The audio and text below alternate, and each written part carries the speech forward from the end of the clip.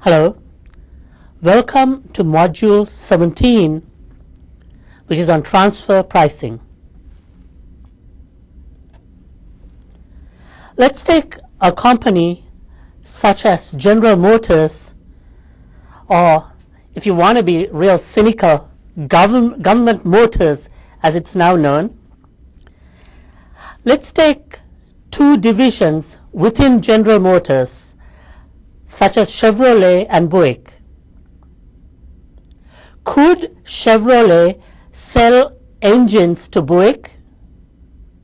Of course. In this situation, the selling price is called transfer price. So, let me repeat. Within one organization, when one division sells parts to another division, the price they set is not called selling price, it's called transfer price. So we're talking about transfer pricing.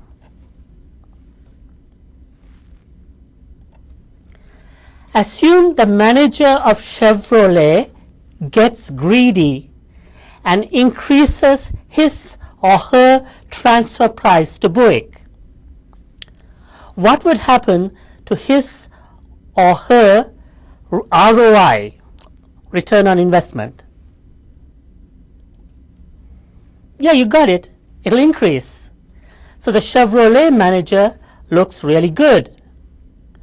Conversely, what will happen to the return on investment of the Buick division manager? Oops, it'll decrease. Will the manager of the Buick division be happy? Absolutely not.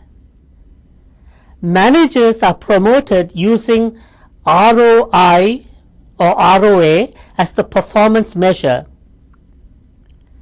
So the manager, he or she, will not take it lying down. What do you think the manager would do when they see their ROI drop? Let's see. The manager of the Buick division could say, to hell with you, I'm going to buy motors from the rival company, Ford. Now, his or her ROI will increase. So in the short term, it's good for the manager. But in the long term, is that good for GM? No. This results in GM losing cash to a rival company, Ford. Cash, which could have stayed within GM, has now gone to a rival company, Ford Motor Company. What else could the manager of Buick do? They could focus on the customer. They could tell the customer, we're going to increase selling price. That also is bad for GM. In the short term, it's good for the manager of the division. In the long term, however, it's bad for GM because GM will lose market share. So you can see that an inappropriate transfer price will have adverse consequences for GM. This is why transfer pricing is really important. So let's consider the objectives of transfer pricing. The objective of transfer pricing is to set a price where managers of both divisions are satisfied, company output increases, company profit increases. Sounds easy, right? Actually, it's quite a challenge.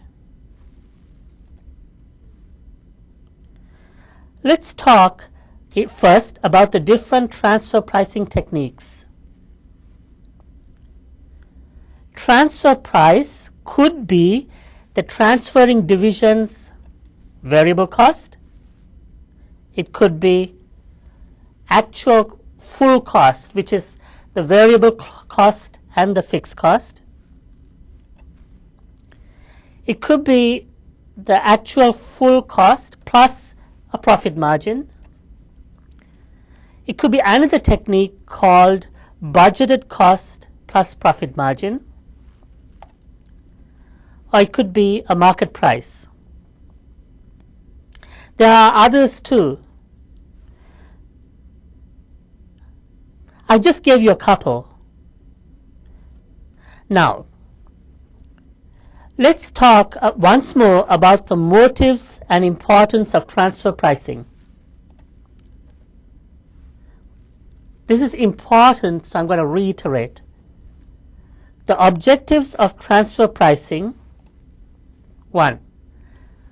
When the boss sets a transfer price, the transfer price should be seen as fair and equitable by both divisions, the selling and receiving divisions.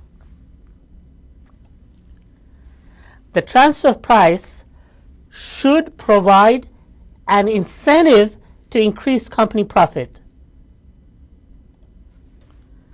The transfer price should provide an incentive to increase overall company output.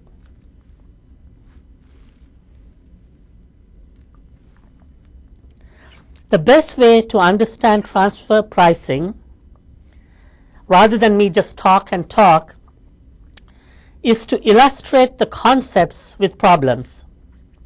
So here we go. Here is the first problem from this module.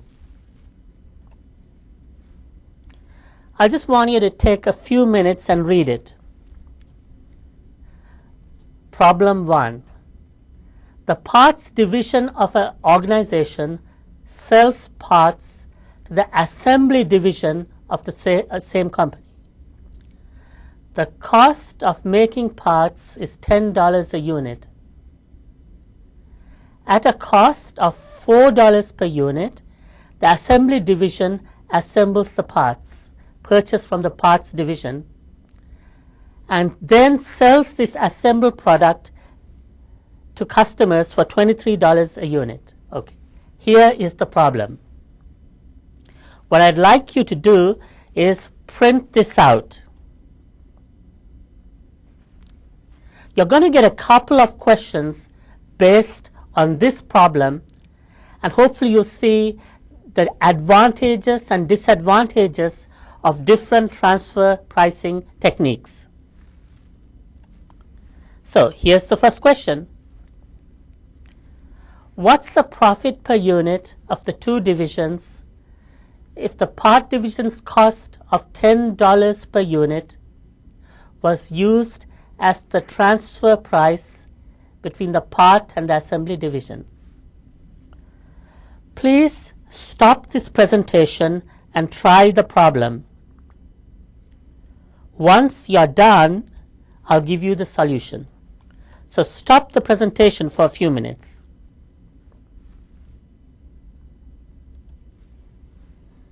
Are you done? Let's have a look.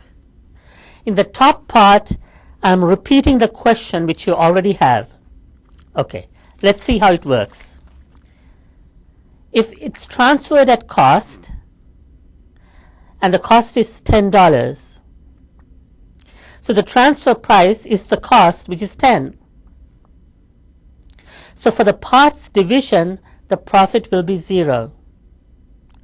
Let's go over and look at the assembly division. The revenue is 23.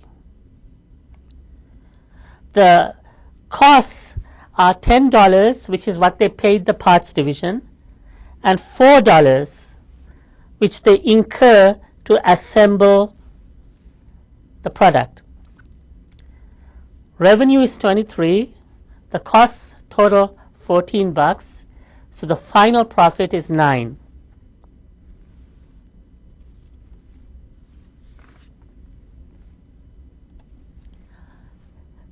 Think about it. Do you see any problems with this technique?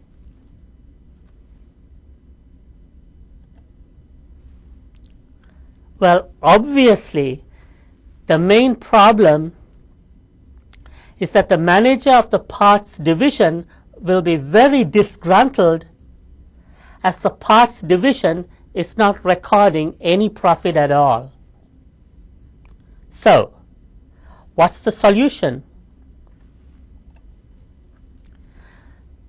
So the solution is set a technique or transfer price that generates a profit to the parts division.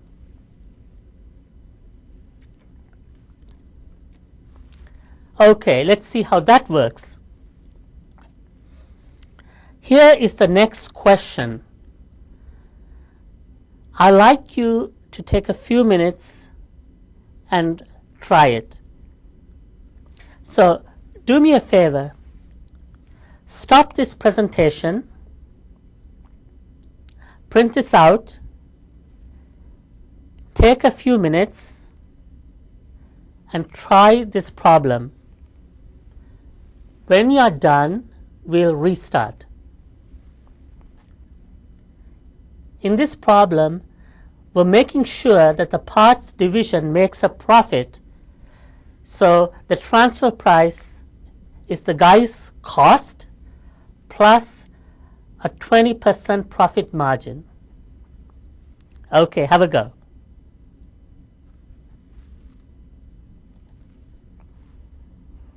Okay, here's the solution. I repeated the question at the top. So let's go. The transfer price would be 12 because it's a cost of 10 plus a 20% profit margin. Okay, so the transfer price is 12.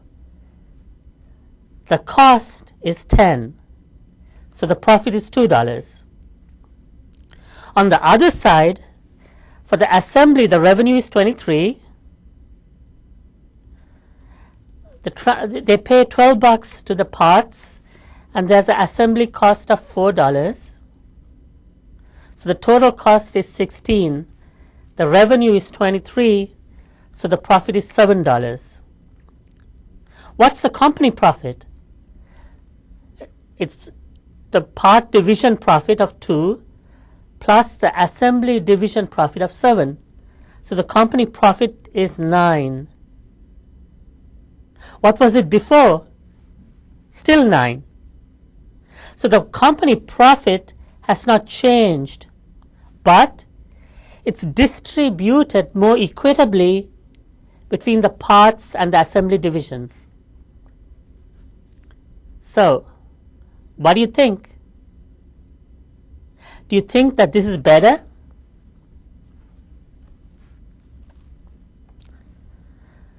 Do you see any problems with this technique? Okay, there are two ways I could do it. I could explain the problems, or I could work another problem and illustrate the concept.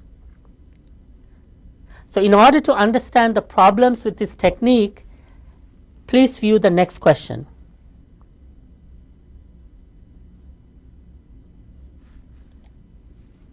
Here's part D.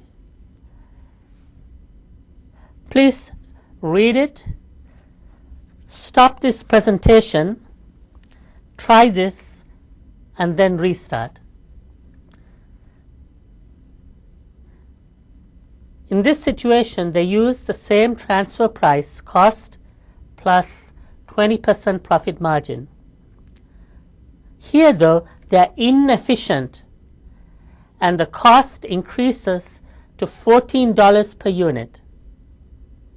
So the question is, what's the profit per unit of the two divisions? So stop and restart when you're done. Are you done? Here's the solution. I repeated the question at the top part. Okay, let's go down. Look at the solution. The transfer price for the parts division is the cost, which is 14, plus a 20% profit margin. So it will be 1680. The cost is $14. The price is 1680. So the profit for the parts division is $2.80. Let's go across. For the assembly division, the revenue is 23, and the costs are the cost of buying from the parts division, which is 1680, plus the assembly, which is 4. So their profit is $2.20. What's the company profit? The company profit is $5 a unit, so it's gone down. The company profit has gone down. But here's the interesting situation. The guy who messed up is the parts division manager. They messed up, but they're showing a higher profit, 280, relative to what they had before, which was 2. Isn't this a ridiculous situation? The division who messed up has shown increased profit. They actually transferred their inefficiency to the next division. So the assembly division looks bad due to no fault of their own. So let me reiterate. Here are the problems with using cost plus profit margin technique. Number 1, inefficiency of one department doesn't stay with that department, rather it's transferred down to other divisions. 2, the division that's inefficient, that messed up, appears to be the most profitable. That's the irony of this. Number 3, when company profit declines, for you as the boss, it's difficult, let me repeat, difficult to pinpoint responsibility, because the guy who messed up actually looks good, because they transferred the inefficiency down. So what's the solution? How about instead of using actual cost, use a budgeted cost plus profit margin technique? Do you think that'll work? Let's see. Okay, so here's another part. I'd like you to try part E based on the same problem. Take a few minutes, read it, stop this presentation, and try it. When you're done, restart.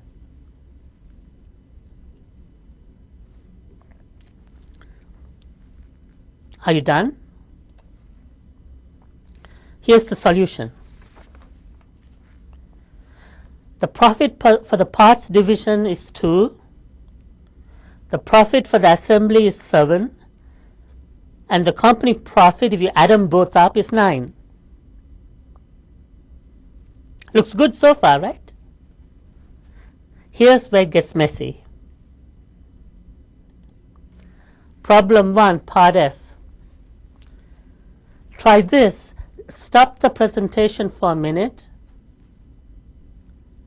Try this. And when you're done, start it again. It's the same problem. You're using budgeted cost plus 20% profit margin. The only problem is the cost has increased to 14 per unit because they've been inefficient. In this scenario, what's the profit of the two divisions?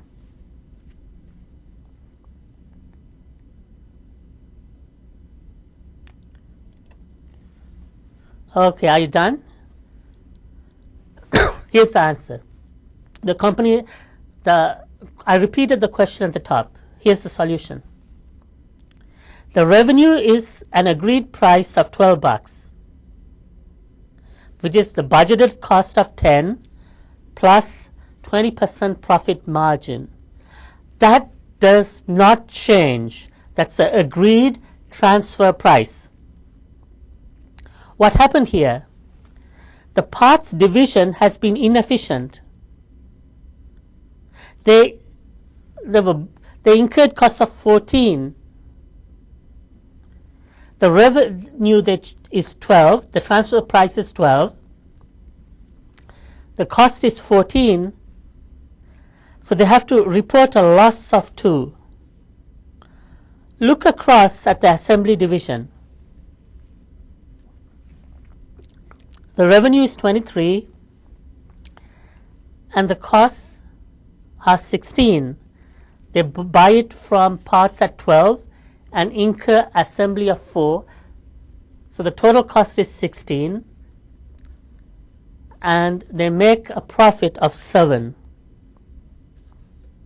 So the profit of the assembly division does not change. However, what's the company profit? -2 plus 7. So the company profit has gone down to $5. You're the boss. Can you pinpoint responsibility? Sure. It's the parts division which has reported a loss due to their inefficiency. Has the assembly division been penalized because the parts division messed up? No. So what do you think? Is this a good technique? Let's start with the advantages. If company profit declines, it's easy to pinpoint responsibility to the department that's responsible for the problem. So you as the boss know who messed up. Is that good? Sure. Any inefficiency is not transferred to other divisions. It stays with the guy who messed up. Is that good? Sure. Okay. Now, in transfer pricing, there's no perfect solution. So, this is important. Do you see any problems, any disadvantages with this technique? Why don't you think about it? Stop this presentation and just think about it. Are there any problems with this technique, or is everything hunky-dory?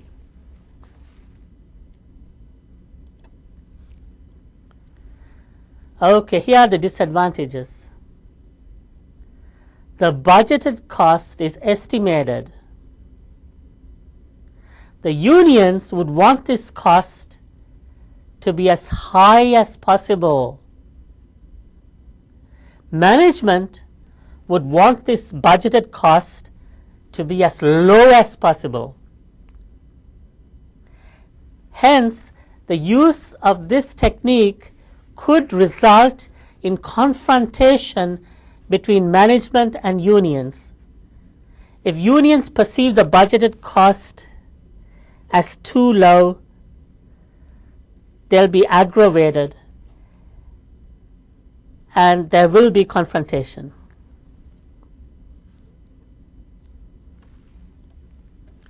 So, how can we overcome the problems associated with this technique? What do you think? Here's the question again. How can we overcome the problems associated with the budgeted cost plus profit technique? Any ideas? We need a technique that avoids confrontation The best technique is market price.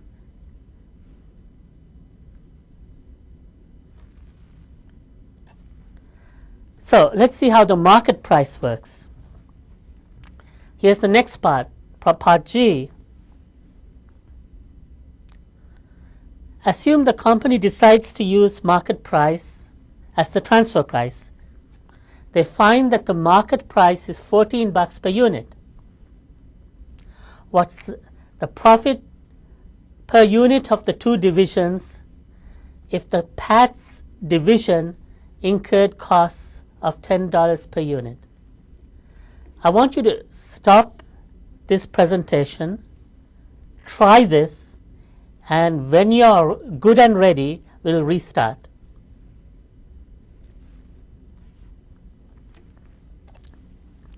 Okay, you're done it? Here's the solution. The parts division generates a revenue of 14 because that's the market price and it's sold at market price. The cost is $10, so their profit is 4. Let's look across to the assembly division. The revenue is 23. The costs include the cost of buying from the parts division, which is 14, plus the cost of assembly, which is 4. So the profit is 23 revenue minus 18 cost, which is 5. What's the company profit? It's a profit of the parts plus assembly division, which is 9. So the company profit is 9, and you can see it's equitably distributed. So both divisional managers should be satisfied. So is this a good technique? What do you think?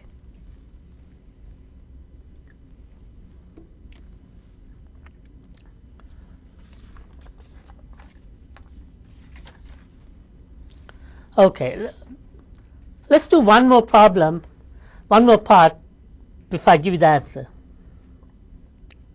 Assume the same case as before.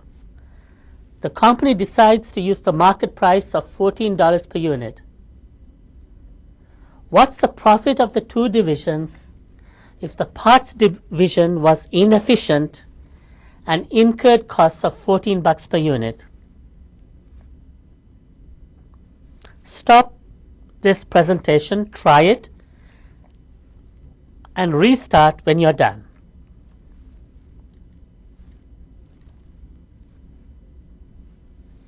Okay, here's this. I guess you're done. Here's the answer. Parts division makes, they've been inefficient. The cost went up, so their profit is 0. The company profit is 5, which is 0 plus 5. So the parts division has been inefficient. Their profit is 0. The assembly division's profit is the same as before. So the assembly division has not been penalized. The parts division, which has been inefficient, has been penalized. So using this technique of market price, can you pinpoint responsibility for poor company performance? Sure you can. You can see it right in front of you. Who messed up? The parts division. So what do you think of market price? Let's discuss the advantages of using market price. The advantages are: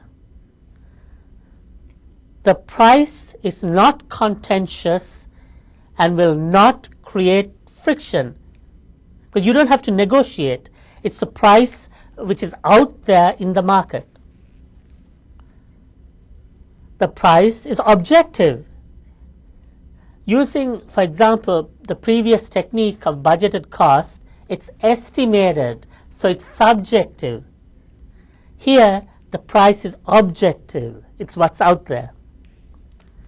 The price results in equitable distribution of profits. So does this technique look good? Does using market price have any disadvantages? Think about it. Unfortunately, it does. First, not all items have a market price. For example, unfinished products.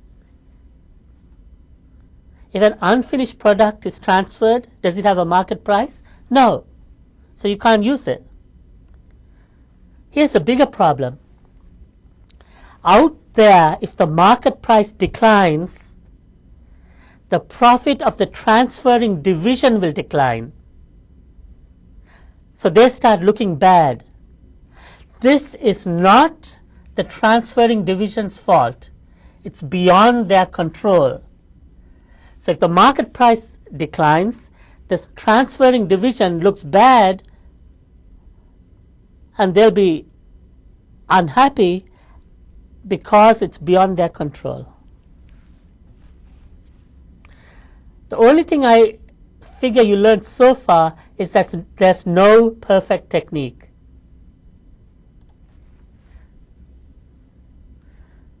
So what have we learned so far? We learned the different types of transfer prices that are used by companies. We learned the advantages and disadvantages of each.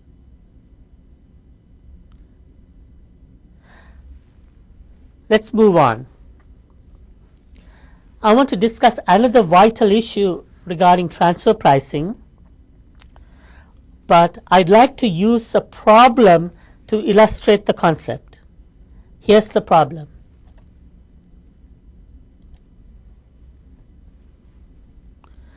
The restaurant division of a hotel provides a catering service for the hotel's convention center.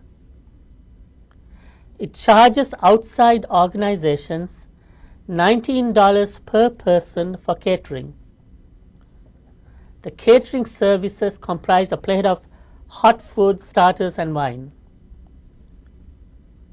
The convention division of the hotel can buy the same catering services for which the going market rate is $21 per person.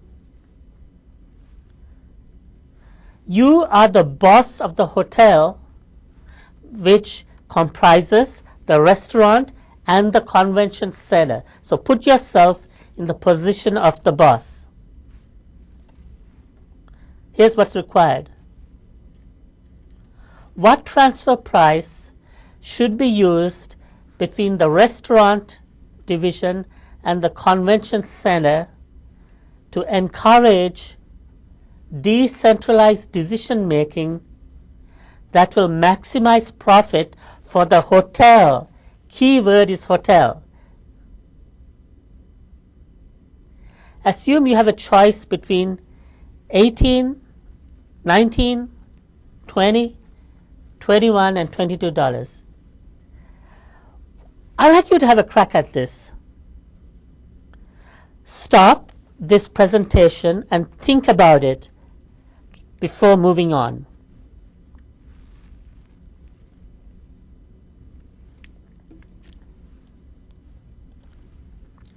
Okay. Let's start with $18. Do me a favor. Draw a diagram. Write restaurant, draw an arrow, and write convention center, like I did at the top of this slide. Can you see the question mark between the restaurant and the convention center?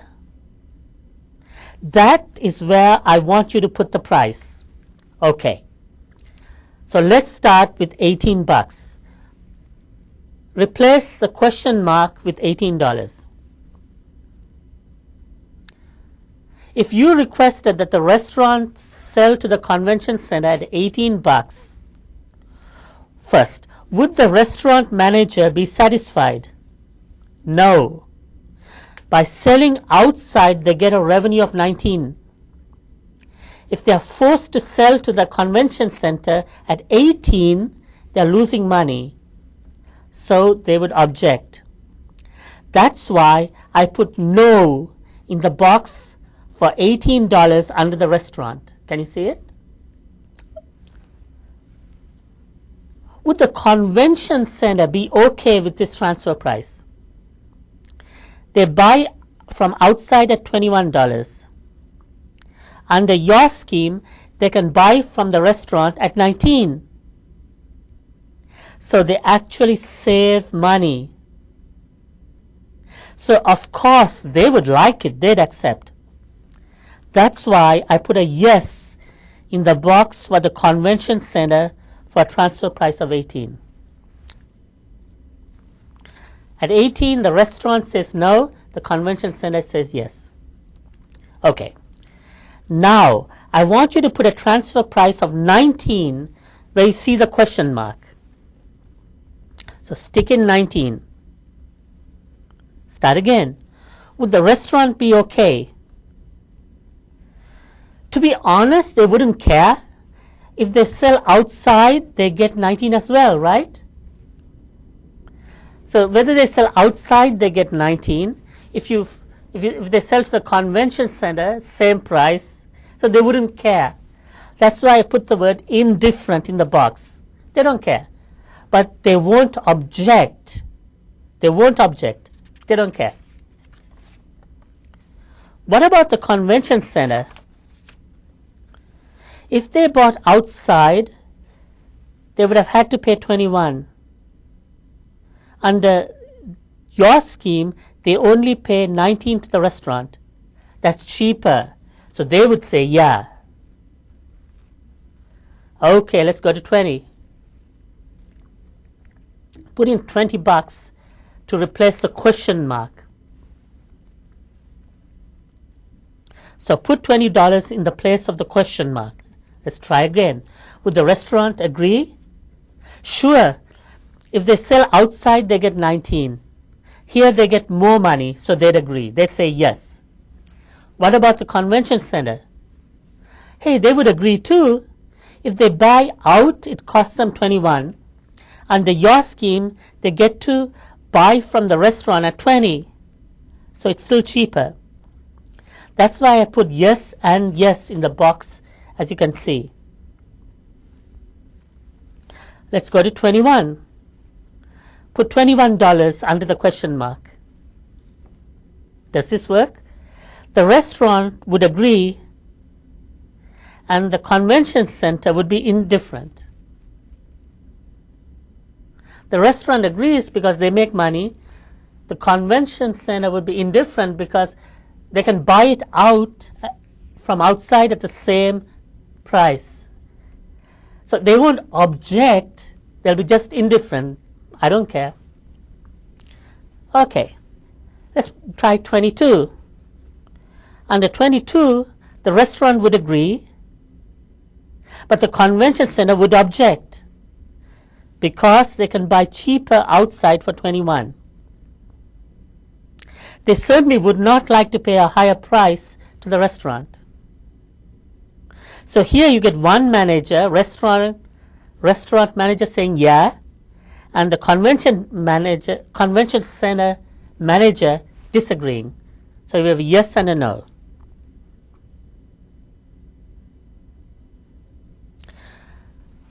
You don't want to set a price where one department objects and is miserable.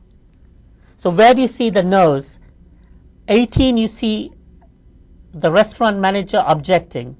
Rule that out. 22, you see the convention center manager objecting. Rule that out. So what do we have? Now you have your range of prices that could work. The prices are 19, 20, and 21. Which is better? This is going to be a challenge. I'd like you to stop the presentation, think about it, and restart when you're done.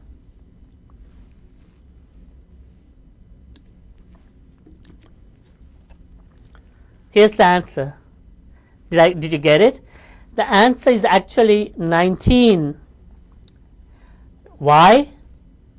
When a series of transfer prices could work, if you want to maximize profit for the company, always go with the lowest.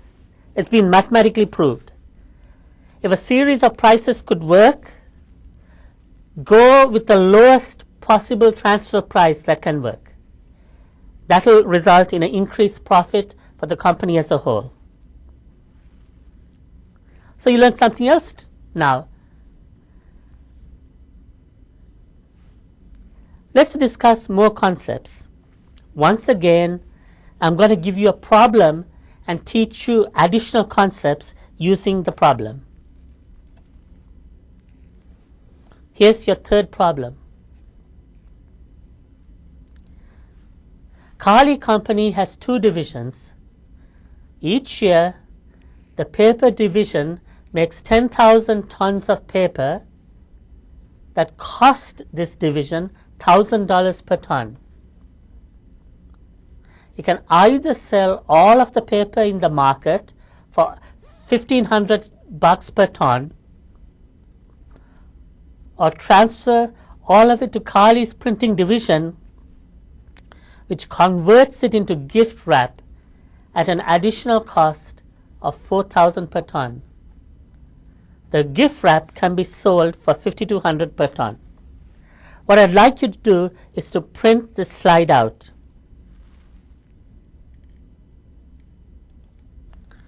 Okay, based on this, here's question 1. What's the company's profit if the paper is transferred to the printing division? Assume the transfer price is at cost. Is this transfer price beneficial to the company?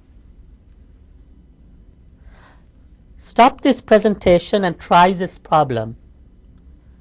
When you are done, restart the presentation.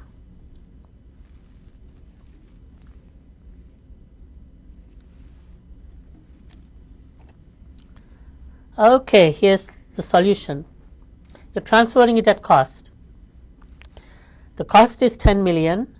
The revenue for the paper division is 10 mil because you're transferring at cost. So their profit is 0. Go across. The revenue is 52 mil.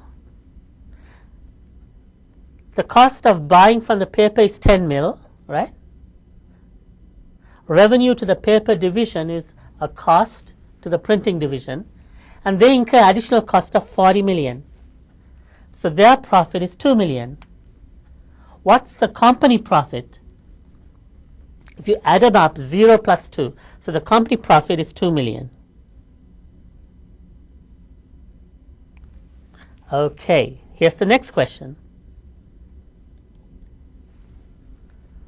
What's the company's profit if the paper is transferred to the printing division, but the transfer price is at current market price? Would the paper division approve this, and would it be beneficial to the company? Once again, stop this presentation, try the problem, and restart when you're done.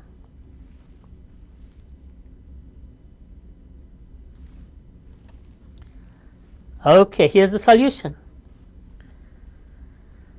You're transferring at $1,500 per ton. So the revenue for the paper division is 15 mil. Their cost is 10 million. They make a profit of 5 million. Go across to the printing division. Their revenue is 52 million. The costs, they pay 15 million to the paper division, and incremental costs are 40 million. Their costs are 55 million. The revenue is 52 million. So they make a loss of 3 million. Has the company profit changed? No. It's still 2 million because 5 million less loss of 3 million gives you 2 million, which is the profit as before.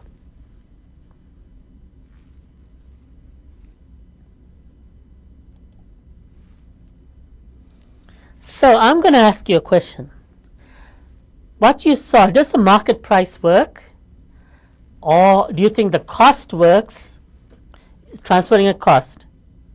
If you don't like either of them, here's the question. Can you suggest any other strategy that would maximize profit for the company? What are the costs of this strategy, if any? So you have a choice now. You can stay with cost. If you do that, the first division would be unhappy. You could do market price, right? But the other guy would be unhappy. Or you can be creative and come up with your own strategy. What would you do?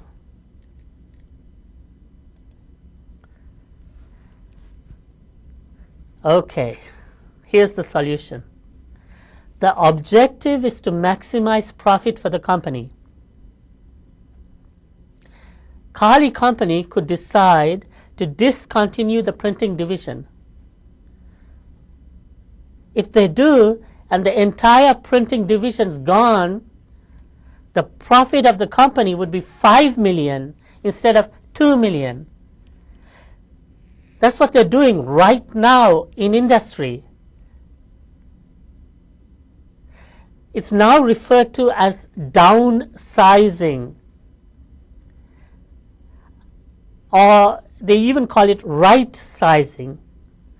But the net result is that divisions are closed down to maximize profit for the company. If you ever wondered why do divisions close down, you got the answer in front of you. What are the costs? The costs are the golden handshakes that have to be paid to the employees, because you got to pay them something and let them go. But overall, unfortunately, companies do this strategy because this strategy gives them the most profit.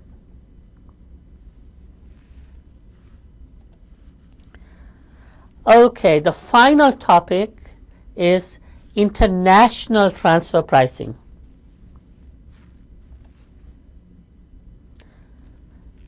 The objective of international transfer pricing is to reduce tax liability. That's it. One objective only, reduce the tax bill.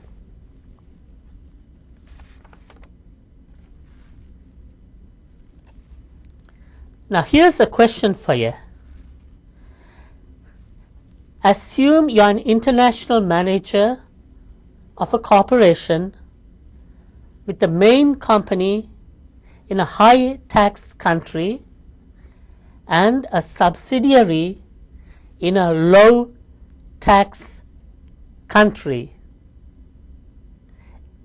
I think I used the word company, it should be country. So the main company is in a high tax country and the subsidiary is in a low tax country.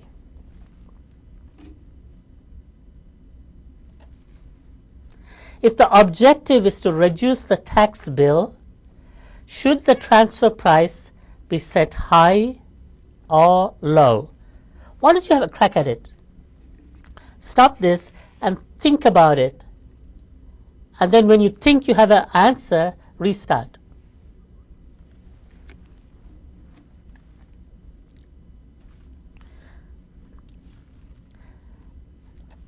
I'm not going to tell you the answer. What I'd like to do is to do a problem. I'll illustrate the concept vis-a-vis this problem. I think the best strategy is for you to print the problem in front of you out. And I'd like you to take 10 or 15 minutes reading this problem. Pepsi Company ships 5,000 units of syrup from the United States to a foreign country subsidiary that adds carbonated water and then sells it. So you're transferring from US to a foreign country. The US income tax is 40% and the foreign country's tax rate is 20%. The cost to manufacture and ship the syrup is $14 per unit. It costs the foreign subsidiary $10 per unit to add the water, the can, and then they sell the drink for $80 per unit. The table, which I'm going to put up now, summarizes the tax rates, final sales price, operating cost, and units transferred. So have a look at this table, which is going to come up now. Okay, I'd like you to print this table too.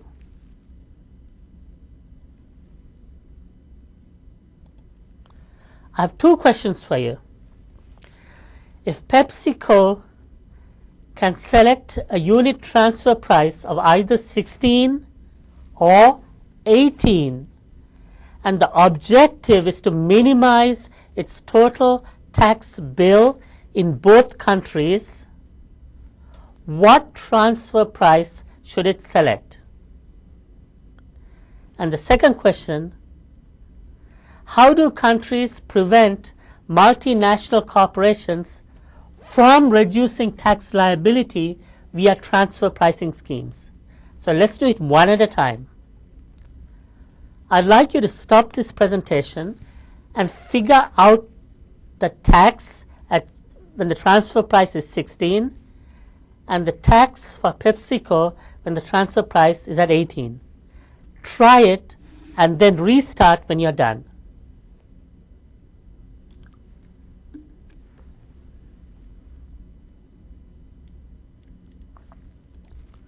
Okay, does this correspond to your answer? Here's the solution for the $16 transfer price. The USA sells 5,000 tons at $16, so their revenue is $80,000.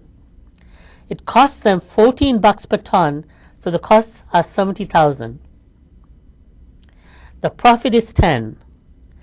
The tax rate is 40%. So the tax paid is $4,000. Let's cross over. In the foreign country, the sales are $5,000 at $80, so they generate revenue of $400,000. What are the costs? The cost of buying from USA, that was $80,000. They also incur incremental costs of $10 per unit for the 5,000 tons. That's $50,000. So the total costs are $130,000. The profit is $270,000.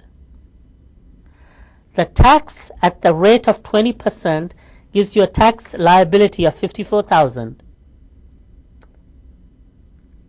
So the combined tax bill is $58,000, $4,000 in US, $54,000 in the foreign country. So when the transfer price is $16, the combined tax is $58,000. Now I'm going to give you the solution for the transfer price at 18. Here it comes. Did you notice the change? I changed the numbers. The transfer price is at 18. So the revenue for USA is $90,000. The costs are the same as before. So the profit is $20,000 and the tax at 40% gives you a tax bill of $8,000 in the US. Go across to the foreign country. The only thing that changes is the cost of buying from USA. Now it's $90,000. Everything else is the same as before. So if you look, the total costs are $140 and the profit is $260,000. The tax, therefore, at 20% is $52,000. The total combined profit is $60,000. So did you get it? When you are transferring from a high tax to a low tax country, if you want to reduce your tax bill, keep the transfer price as low as you can, and vice versa. So we're talking here international transfer pricing. For international transfer pricing, the objective is to reduce the tax bill. When transferring from a high tax to a low tax country, keep the transfer price as low as possible. When transferring from a low tax to a high tax country, keep the transfer prices as high as possible. And that's what companies do. The governments respond by saying, hey, we don't agree with your transfer price. Use a technique called arm's length pricing, which is if you're not selling to your own company abroad, but selling to a real customer, what transfer price would you have used? So that's called arm's length pricing. And countries try to prevent themselves from getting cheated by requiring transferring companies to use what's called arm's length pricing. But that's a whole different issue. And there's a lot of things going on regarding that.